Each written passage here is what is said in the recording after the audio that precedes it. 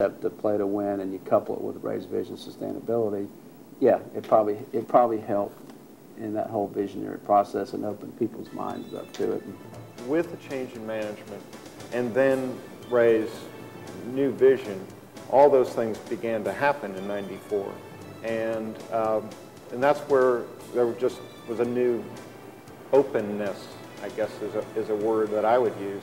You know, it's like the lights go on and it's a, you know, breath of fresh air. I mean, it's all that kind of stuff. Let's take a neighborhood. There's family structures, individual family housing. We were not neighbors. We were neighbors before. We're very departmentalized, and we were neighbors. But after '94, I'd say we became a family.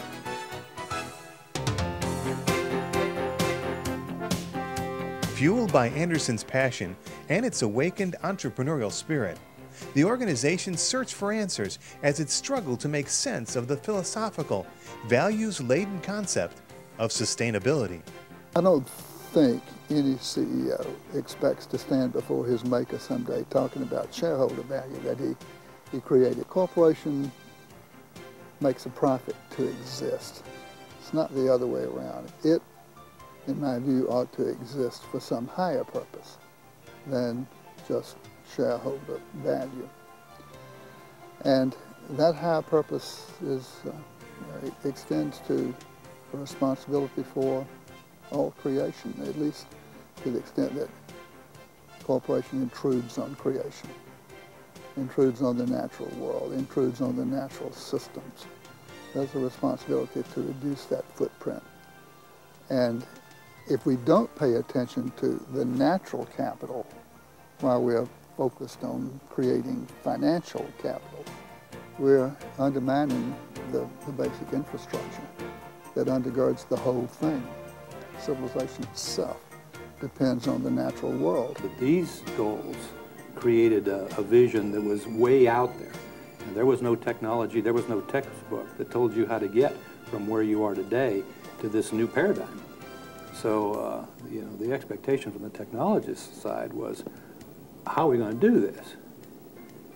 And why would you even want to do it? I mean, I'm trying to paint a picture that in 1994, Interface was under pressure profitability-wise.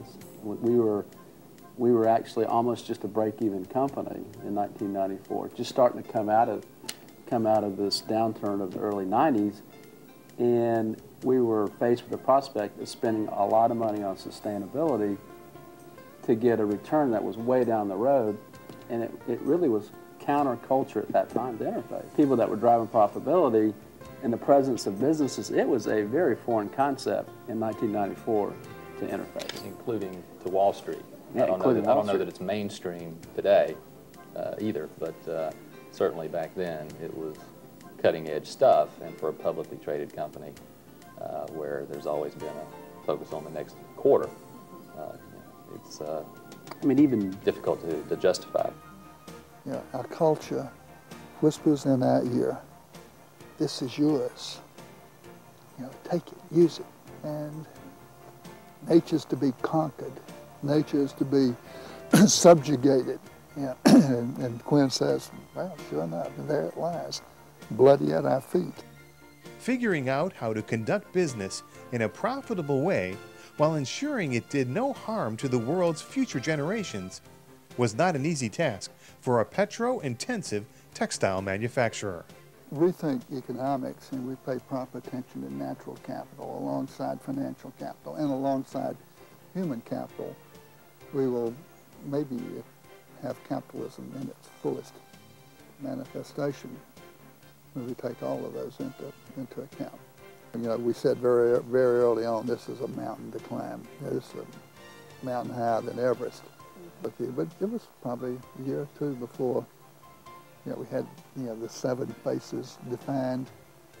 And I can remember, you know, being in small groups of people at a blackboard drawing circles and linkages, and this whole way of thinking about it and presenting it evolved.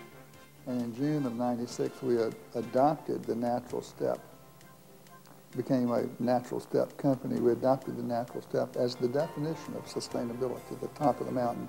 For me, seeing was believing. Once I saw the the model, the engineering model, it made sense to me. Great, but how do you plan to take that out here to the textile workers? We could, and by taking the little steps and working our way up. And I remember Ray talking about 1,000 steps, 1,000 small steps to make one giant step. And that resonated very well. I forget, that was probably a year or 18 months into the new way of doing things.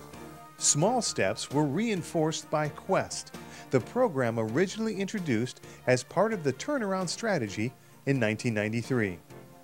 This took on new meaning as it incorporated the 7 environmental fronts of Mount Sustainability into a system of metrics designed to measure, reward, and recognize incremental progress. The elimination of waste was just good business practice, and that fit under the sustainability umbrella, and that also allowed us to fund the sustainability practices that we were implementing. They wanted to eliminate waste, period. They want to make the order business, wanted rapid deliveries. Those things that they were driving from the management team, when Ray's vision occurred, they just joined beautifully. Here you are trying to eliminate waste. Now you have a real purpose other than just to save materials for cost dollars. Now you have a real purpose, an environmental purpose. That program provided a means for people to see what the payoff could be. And that people were quickly able to go after a lot of low-hanging fruit and see results from it. And it just so happened that those waste reduction programs also generated some phenomenal ideas and new ways of doing things. And I think people started feeding off of that. And we started being able to demonstrate to ourselves what some of the savings were and what they really meant. Quest was an avenue that every individual that's hired on here is important to the company. That every idea is important. And through the cultural shift that was taking place simultaneously, people realized that everyone has a voice in the company, and people started generating more ideas and bringing new thought processes to the table, and it was almost like we were feeding off of one another. Much of the Interface sustainability strategy was influenced by the Dream Team. This group of thought leaders became an important source of information, inspiration, and validation. Say that Ray Anderson is a sponge, and he was a businessman that was groping for what is sustainability, and he would take the ideas from the Dream Team and transfer them into how to apply that to business. And so they were sort of his teachers, or teachings of what sustainability is, and Ray was able to grasp what they were saying from a science standpoint, from an environment standpoint, and translate that into business. We had this group of advisors that we pulled together to help us get our map straight, and that was their primary purpose. But almost every one of them was somehow on the speaking circuit. And they were talking about interface, you know, as an example of what they were, you know, proposing. And we became, we got this, you know, this third-party credibility. And who knows who's talking about interface today.